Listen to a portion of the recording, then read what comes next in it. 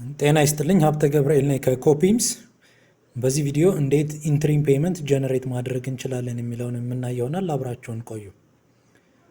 በግራ በኩል ፔመንትስ የሚለው ላይ ክሊክ ካደረግን በኋላ ኢንትሪም ፔመንትስ የሚለውን ክሊክ እናደርጋለን። አሁን ኢንትሪም ፔመንት ለጊዜው የለንም፣ አዲስ ፕሮጀክት ስለሆነ ጀነሬት ማድረግ ይኖርብናል ማለት ነው። ኢንትሪም ፔመንት በሁለት አይነት መልኩ ማስገባት እንችላለን። አድ ኢንትሪም ፔመንት የሚለው ላይ ክሊክ ስናደርግ ሁለት አማራጭ ይሰጠናል። ጀነሬት አድርግ ወይም በማኑዋል ያስገባ ይለናል። እነዚህን ሁለቱን የምንጠቀማቸው ለተለያየ ኬዝ ነው። ለምሳሌ ማኑዋል የሚለውን የምንጠቀመው ይህንን ሲስተም መጠቀም የጀመራችሁት የፕሮጀክቱ ግማሽ አካባቢ ፕሮጀክቱን እየሰራችሁ ግማሽ አካባቢ ወይ የሆነ ቦታ ላይ ከሆነ ከዚህ በፊት የተከፈላችሁ ክፍያ ካለ ሲስተሙ ጀነሬት አያደርግላችሁ የማያውቃቸውም እነዛን ክፍያዎች። ስለዚህ ማኑዋሊ እነዛን ክፍያዎች ታስገባላችሁ ማለት ነው። ማኑዋል የሚለውን ክሊክ አድርጋችሁ ኢንትሪም ፔመንት ቁጥር ሰጥቷላችሁ። ለምሳሌ IPC1 IPC2 ብላችሁ ከዚህ ቀን እስከዚህ ቀን ስታርት ዴት እና ኤንድ ዴት ሰጥቷላችሁ። ከዚህ ቀን እስከዚህ ቀን ለተሰራው ስራ ብላችሁ ማለት ነው። ከዛ ፔመንት ሰርቲፊኬት ላይ ያሉትን ኢንፎርሜሽኖች ታስገቡለታላችሁ። ኦሪጂናል አማውንቱ ምን ያክል ነው፣ ቫሪዬሽን አማውንቱ ቢፎር ቫት ነው፣ ሰፕሊመንታሪ አማውንቱን ታስገባላችሁ። አጀስትድ የሆነ ከሆነ ደግሞ አጀስትመንት ካለው አጀስትድ የሆነውን አማውንት ደግሞ እዚህ ጋር ታስገባላችሁ። የኦሪጂናሉን የቫሪዬሽኑን እና የሰፕሊመንታሪውን ታስገባላችሁ። ከዛ መቀጠል አድቫንስ ሪፔይመንቱን፣ ሪቴንሽኑን፣ ሪቤት ካለ ሪቤቱን፣ ፔናልቲ ካለ ፔናልቲውን ታስገባላችሁ።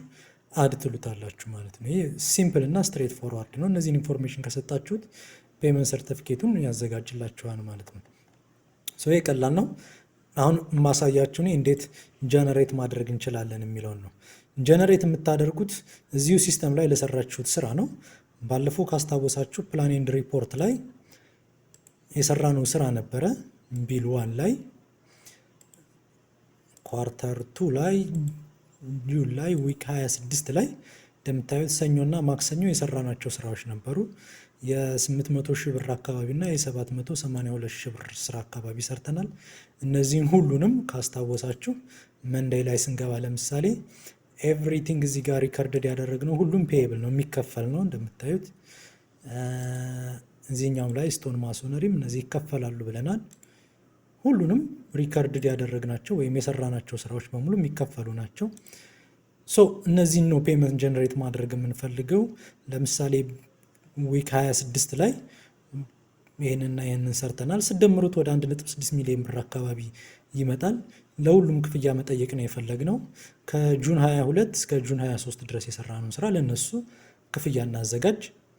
ክፍያ ስናዘጋጅ ምንድን ነው የሚያደርገው? ከጁን 22 እስከ ጁን 23 ድረስ የተሰሩን ስራዎች በሙሉ ይወስድና ፔመንት ጀነሬት ያደርግልናል። ራሱ ቢል ኦፍ ኳንቲቲ ያዘጋጅልናል። ቴክ ኦፍ ሺት ባር ስኬጁል ያዘጋጅልናል ማለት ነው። እሱ እንዴት እንደሚያደርግልን እኔ እናንተ አሁን ማወቅ ያለባችሁ የቀን ሬንጅ ብቻ ነው የሚያስፈልጋችሁ። ከጁን 22 እስከ ጁን 23 ለተሰሩ ስራዎች ፔመንት ጀነሬት አድርግልኝ ማለት ብቻ ነው የሚጠበቅባችሁ። ጀነሬት እንበለው እዚህ ጋር። ይህም ፔመንት IPC1 እንበለው። ከዛ እዚህ ጋር ጁን 22 ነው። ጁን 22 እዚህ ጋር አለ። እዚህኛው ጋር ጁን 23 ፔናልቲ ካለ እዚህ ጋር ቁጥሩን ታስገባላችሁ። ለጊዜው ፔናልቲ የለንም። ፋይናል ፔመንት ከሆነ ፋይናል ፔመንት የሚለው ላይ ቼክ ታደርጋላችሁ። ፋይናል ካልሆነ ይሄን ትተውታላችሁ። ፋይናል ፔመንት እንዴት ጀነሬት ይደረጋል የሚለውን በኋላ ማሳያችሁ ይሆናል ማለት ነው። ከጁን 22 እስከ ጁን 23 ለተሰራው ስራ ፔመንት ጀነሬት አድርግልኝ ብየዋለሁ። የፔመንቱ ዲስክሪፕሽን ካለ እዚህ ጋር እንጽፋለን። አታች የምናደርገው ሌሎች ሰፕሊመንታሪ የሆኑ ፋይሎች ካሉን እነሱን አታች ማድረግ እንችላለን። አድለዋለሁ ማለት ነው። አሁን ፔመንት ጀነሬት አድርጎልኛል። እንደምታዩት IPC1 ብሎ አጠቃላይ 1.6 ሚሊዮን ብር ጀነሬት አድርጎልኛል። ፔመንት ሰርቲፊኬቱን እዚህ ጋር ማየት እንችላለን። አጠቃላይ ኦሪጂናሉን፣ ሪቤቱን፣ ከሪቤት በኋላ ቫሪዬሽኑን፣ ሰፕሊመንታሪውን፣ ቶታሉን ኤቭሪቲንግ እዚህ ጋር ያሳየናል ማለት ነው። ኦሪጂናል እስካሁን ድረስ የተሰራው ስራ ይሄ ነው። ከቫሪዬሽን ይሄን ያክል ስራ ተሰርተዋል። ሰፕሊመንታሪ አልተሰራም። ቶታሉ ይሄ ነው። ቫሪዬሽን ከዛ ቶታሉን ይነግረናል ቫቱን ጨምሮ ማለት ነው። አጠቃላይ ቫቱን ይሄን ሪቤት ምናምን ከቀናነሰ በኋላ 1.2 ሚሊዮን ብር ይመጣል ማለት ነው ክፍያው። ይሄን አሁን ሰብሚት ማድረግ እንችላለን። ሰብሚት ከማድረጌ በፊት ግን ዲቴይሉን ላሳያችሁ። ይሄ ፔመንት ሰርቲፊኬት ነው። ወደኋላ አንድ ልመለስና IPC1 የሚለው ላይ እዚህ ጋር ክሊክ ሳደርግ እንደምታዩት ከኦሪጂናሉ ይሄን ያክል ነው ዚስ ፔመንት የተሰራው። ፕሪቪየስ እስካሁን የለንም። ቱ ዴት ይሄን ያክል ነው ይለናል። ከቫሪዬሽን 1 እስካሁን የተሰራ ፕሪቪየስሊ የለም። በዚህ ፔመንት ይሄን ያክል ነው፣ ከቱ ዴቱ ይሄን ያክል ነው ይለናል። ኦሪጂናሉ ላይ ክሊክ ሳደርግ ደግሞ በቢል ሰመራይዝ አድርጎ ያመጣልኛል። ባለፈው ካስታወሳችሁ ቢል 1 ላይ ብቻ ነበረ ፕላንና ሪፖርት ስንሰራ የነበረው። ቢል 2 ቢል 3 ቢል 4 ካለ ደግሞ በቢል ደረጃ ሰመራይዝ አድርጎ ያሳየናል ማለት ነው። በቢል 1 ደረጃ ዚስ ፔመንት ይሄ ነው፣ ቱ ዴት ይሄ ነው። ፕሪቪየስ ካለም ፕሪቪየሱን አምጥቶ እዚህ ጋር ያሳየናል ማለት ነው። ቢል 1 ላይ ስንገባ እንደምታዩት ይሄ ደግሞ በአይተም ደረጃ ከፋፍሎ ያሳየናል ማለት ነው። እርዝ ወርክ፣ ኮንክሪት ወርክ እና ስቲል ወርክ ብሎ እርዝ ወርክ እንደምታያቸው 3 አይተም፣ እዚህ ጋር 2፣ እዚህ ጋር 1 አይተም አለ ማለት ነው። ዩኒታቸው አለ፣ ዩኒት ፕራይሳቸው አለ፣ በኮንትራታቸው እዚህ ጋር ተቀምጦልናል። ፕሪቪየስሊ የተሰሩ ስራዎች የለንም። ከዚህ ፕሪቪየስሊ ጀነሬት ያደረግነው ክፍያ የለም። ከረንቱን እዚህ ጋር በስርዓት ያስቀምጥልናል፣ ቱዴቱን ያስቀምጥልናል። ፕሪቪየሱን እና ቱዴቱን ደምሮ ማለት ነው። ይሄ በኳንቲቲ ደረጃ ነው። በአማውንት ደረጃም እንደዚሁ ተመሳሳይ ኮንትራቱን ያስቀምጥልናል፣ ፕሪቪየስ ያስቀምጥልናል፣ ከረንቱን ያስቀምጥልናል። ሁለቱን ደምሮ ቱዴቱን ያስቀምጥልናል። በእያንዳንዱ ካታጎሪ ደግሞ ሰብቶታል ያስቀምጥና መጨረሻ ላይ ግራንድ ቶታሉን በዚህ መልኩ ያስቀምጥልናል ማለት ነው። ይህንን አሁን ወደ ፒዲኤፍ ጀነሬት ማድረግ እንችላለን። ነገር ግን ቴክ ኦፍ ሹቱን ማየት ከፈለጋችሁ የፈለጋችሁት አይተም ላይ ሂዳችሁ ቴክ ኦፍ ሹቱን ማየት ትችላላችሁ። ለምሳሌ እዚህ ጋር ሬንፎርስድ ኮንክሪት አለ። እሱ ጋር ክሊክ ብታደርጉበት ቴክ ኦፍ ሹቱን ያሳያቸዋል። እንደዚህ አድርገው 2 ፉቲንጎች ላይ ብቻ ነው ይሄ የተሰራው። በዚህ መልኩ ታይም ሚሲንጉን እዚህ ጋር ያሳያቸዋል። ዳይሜንሽኑን፣ ስኬሩን፣ ኢቭን መች ቀን እንደተሰራ ሁላ ዲቴል መረጃ ይሰጣቸዋል። ከዛ በተጨማሪ አንዱ ለምሳሌ በልክ ኤክስካቬሽን ላይ ብትገቡም እንደዚሁ አንድ ቦታ ላይ ብቻ ነው የተሰራው። ስቲል እንደምታዩት 2 ቦታ ላይ ነው ያለው። ይሄ ባለ 24 ብረት ካስታወሳችሁ ባለፈው ሪፖርት ስናዘጋጅ እንደዚህ አድርገን አዘጋጅተነው ነበረ። ሲ25ም ላይ እንደዚህ በተመሳሳይ ቴክ ኦፍ ሹቱን በዚህ መልኩ ያዘጋጅላችኋል ማለት ነው። ያንዳንዷ ላይ ገብታችሁ ካታጎራይዝ አድርጎ ነው የሚያሳያችሁ። በዚህ መልኩ ማየት ትችላላችሁ። ከዛ እንዴት ነው ወደ ፒዲኤፍ ጀነሬት የምናደርገውን የሚለው ላሳያችሁ። እዚህ ጋር ጀነሬት ፒዲኤፍ የሚል አለ። እሱ ጋር ክሊክ ስናደርግበት 3 አይነት አማራጭ ይሰጠናል። በአይተም ካታጎሪ ላሳያችሁ ይለናል። አይተም ካታጎሪውን ክሊክ ብታደርጉት በካታጎሪ ያሳያችኋል። ዊች ሚንስ ምን ማለት ነው? እርዝ ወርክ፣ ኮንክሪት ወርክ፣ ስቲል ወርክ የሚለውን ሰርቶ ያሳየናል በዚህ መልኩ። እርዝ ወርክ አጠቃላይ የተሰራው ይሄ ነው፣ ቱዴቱ ይሄ ነው። ኮንክሪት ወርክ፣ ስቲል ወርክ እንደዚህ ከፋፍሎ ያሳየናል።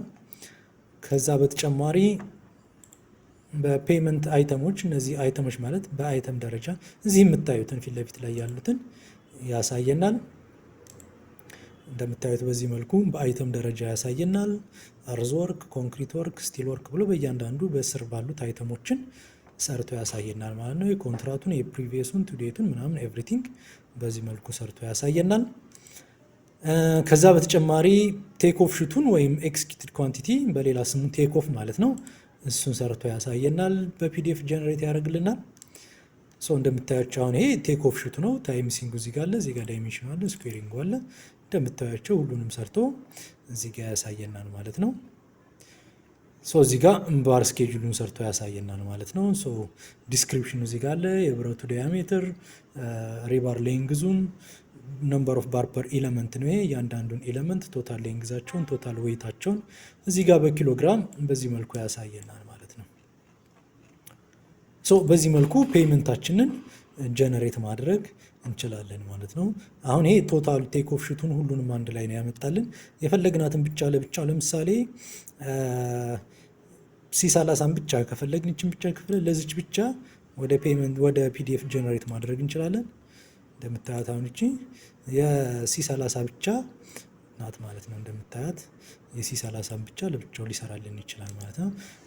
የዚህኛው ጋር ደግሞ ክሊክ አረግንበት ሁሉንም አንድ ጊዜ ቴክ ኦፍ ሹቱንም ባር ስኬጁሉንም ይሰራልናል ማለት ነው። በዚህ መልኩ ፔይመንታችንን ጀነሬት ማድረግ እንችላለን። አንድ ጊዜ ወደ ኋላ ብመለስ ደግሞ አሁን በቢል ደረጃ ነው። ቢል 1 ቢል 2 ቢል 3 የሚለውንም እሱን ለብቻው ወደ ፒዲኤፍ ጀነሬት ማድረግ እንችላለን። ለጊዜው አንድ ቢል ብቻ ነው ያለን። አንድ ቢል ብቻ ነው የሚያሳየን። ቢል 1 ብሎ ነው የሚያሳየን። ቢል 2 ቢል 3 ቢል 4 ቢል በዚህ መልኩ ማየት እንችላለን ማለት ነው። ወደ ኋላ ተመልሰን ደግሞ አጠቃላይ በኦሪጂናል አማውንቱን ቫሪዬሽን 1 ቫሪዬሽን 2 ቫሪዬሽን 3 ሰፕሊመንታሪም ካለ ሰፕሊመንታሪ 1 ሰፕሊመንታሪ 2 ሰፕሊመንታሪ 3 ብለን መስራት እንችላለን ማለት ነው። እዚህ ጋር አንድ ሌላ ኢምፖርታንት ፖይንት ምንድነው? ፕራይስ አጀስትመንትን ኮንሲደር ማድረግ ትችላላችሁ። እሱን እንዴት ነው የምታስገቡት? ለምሳሌ በዚህ ፔመንት ላይ ፒኤንን አስገቡ ይላቸዋል። ለኦሪጂናሉ ለምሳሌ ይህንን አፕዴት ትሉትና ፕራይስ አጀስትመንት ፋክተር እዚህ ጋር ታስገባላችሁ። ለምሳሌ 1.5 ብላችሁ ልታስገቡለት ይህን ፕራይስ አጀስትመንት ፋክተር እና ሴቭ ብታደርጉት እንደምታዩት ፕራይስ አጀስትመንት ፋክተሩን ኮንሲደር ያደርጋል ማለት ነው። ይህንን በፕራይስ አጀስትመንት ፋክተሩ ያባዛላችኋል ማለት ነው። ለኦሪጂናሉ ማስገባት ትችላላችሁ። ለእያንዳንዱ ቫሪዬሽን ማስገባት ትችላላችሁ። ለቫሪዬሽን 1 ለቫሪዬሽን 2 ለቫሪዬሽን 3 ሰፕሊመንታሪም ካላችሁ ሰፕሊመንታሪ 1 ሰፕሊመንታሪ 2 እያላችሁ ለእያንዳንዱ ሰፕሊመንታሪ ማስገባት ትችላላችሁ። ለምሳሌ እኔ ለቫሪዬሽን 1 ላስገባ ብል ይሄን 1.1 ብለው 1.1 እንደምታዩት 1.1 አስገብቶልኛል ማለት ነው። ቫሪየንት ፕራይስ አጀስትመንቱን መልሳችሁ ማጥፋት ከፈለጋችሁ ይህንም መልሳችሁ አንድ ማድረግ ትችላላችሁ። እንደምታዩት አጥፍቶታል። እዚህም ጋራ በተመሳሳይ ፕራይስ አጀስትመንት ፋክተራችሁ ወይ ፒኤን የምንለው ማለት ነው እሱን አንድ ብታደርጉት ያጠፋዋል ማለት ነው። በዚህ መልኩ ፕራይስ አጀስትመንት ፋክተራችሁን ኮንሲደር ማድረግ ትችላላችሁ። ፕራይስ አጀስትመንት ፋክተራችሁን ካስገባችሁ ይሄ ሁሉም ቦታ ላይ ነው አፕዴት የሚያደርገው። ፔመንት ሰርቲፊኬቱም ላይ አፕዴት ያደርገዋል። ለምሳሌ 1.5 ብዬ ላስተካክለውና እንደምታዩት ከ1.3 ወደ 2 ሚሊዮን ብር አካባቢ አስገብቶታል። ወደኋላ ልመለስና ፔመንት ሰርቲፊኬት ላይ ብትሄዱ አጀስትመንቱን ኮንሲደር ያደርግላችኋል ማለት ነው። እንደምታዩት ቢፎር አጀስትመንቱ ይሄን ያክል ነው። አፍተር አጀስትመንት ደግሞ ወደ 2.9 ሚሊዮን ብር አስገብቶታል ማለት ነው። ይሄም ቶታሉ እንደምታዩት አጀስትድ ነው፣ አጀስትድ የሆነው ነው። በፊት አጀስትድ አልነበረም የሚለን አጠቃላይ ወደ 2 ሚሊዮን ብር አስገብቶታል ማለት ነው። ይሄንን አሁን ባጠፋው ተመልሶ ያጠፋዋል ማለት ነው።